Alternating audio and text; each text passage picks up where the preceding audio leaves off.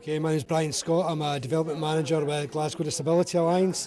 Today's event is a Speaking Up and Speaking Out workshop. It's a workshop for our members who are disabled people, and it's designed to increase their confidence and skills in being able to express their points of view, to speak out, and if appropriate to represent GDA at different forums that we are involved in. My name is Jo Symes, and I'm here because I found out through Scope that the Glasgow Disability Alliance had these workshops and classes, and I applied for some of them and got on them. I think, well, particularly this course we're doing today, this workshop, telling you how to sort of present yourself and how to speak and speak up about things can be very helpful if you either want to be a spokesman for a particular group in the disability or support somebody who's doing the same thing. My name's Stephen Andrew. I've been a member of the Glasgow Disability Alliance for about 5 years now. I'm here to speak to the actual members that are here, just to tell them a bit about my experiences being involved with the GDA for the last 5 years. I'm Andrew McIntyre, and I've come here to get more confidence and to have more confidence in community skills for a Centres Kindness Committee. My name's Debbie, and I'm here to learn more about speaking up for yourself and things like that, because sometimes I do find it quite difficult. But since I started GDA, I've gained a lot of confidence, and I've actually applied for college to do a radio course, which is something I've wanted to do for as long as I can remember, but I've never felt confident enough to do it. First thing you've noticed, and some of you already have been had your moment of glory, we've got Joe and his colleague here who are filming this afternoon. As I said this morning, if anybody's got an issue with being filmed, doesn't want to be filmed, that's not a problem at all. Just give us a shout and let us know, and that's not a problem.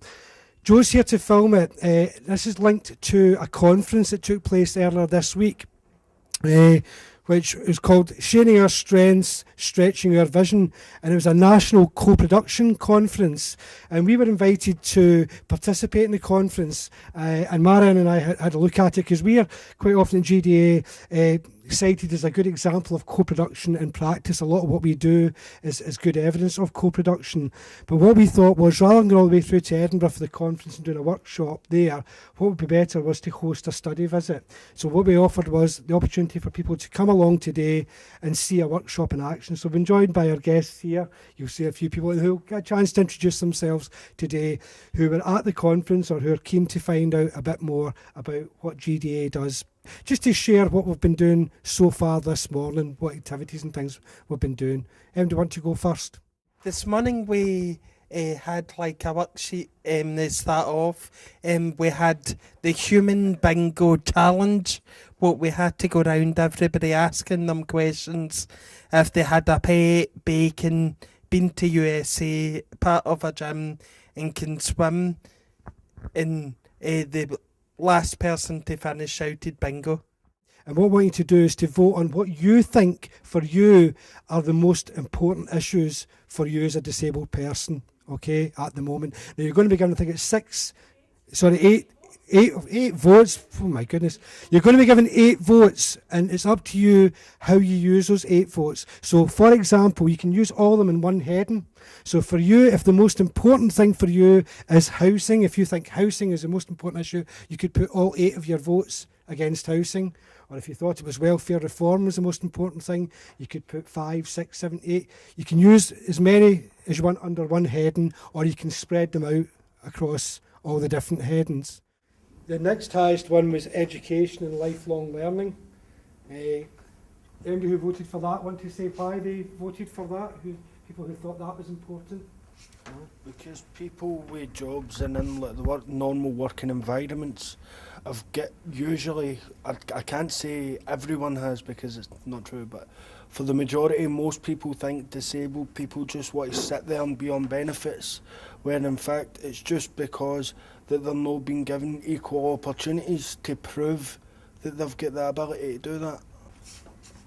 I feel as well that the attitudes that you can come across within the education system can be appalling at times, and no matter what the access that's adapted, attitudes can be more problematic than actually using the facilities themselves when they are fixed.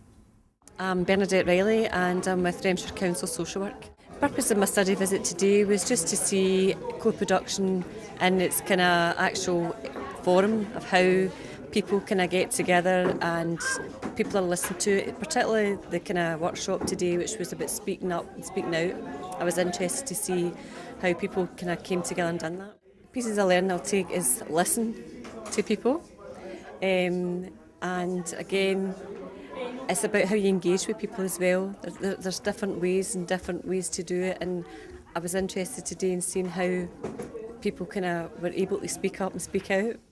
My name's Sophie Flemick. I'm working for the University of Edinburgh Business School together with the European Union on a project that's called Learning Innovation in Public Service Environments. I think co-production is politically used as if it's a new invention, but at the end of the day, co-production has been going on for, ever since services have been provided. It's automatic, and I think we should, instead of saying we need co-production, we need to say what's out there, how does it work, what are the drivers and what are the barriers, and how can we help people to actually get it done efficiently. So that's what we're trying to do.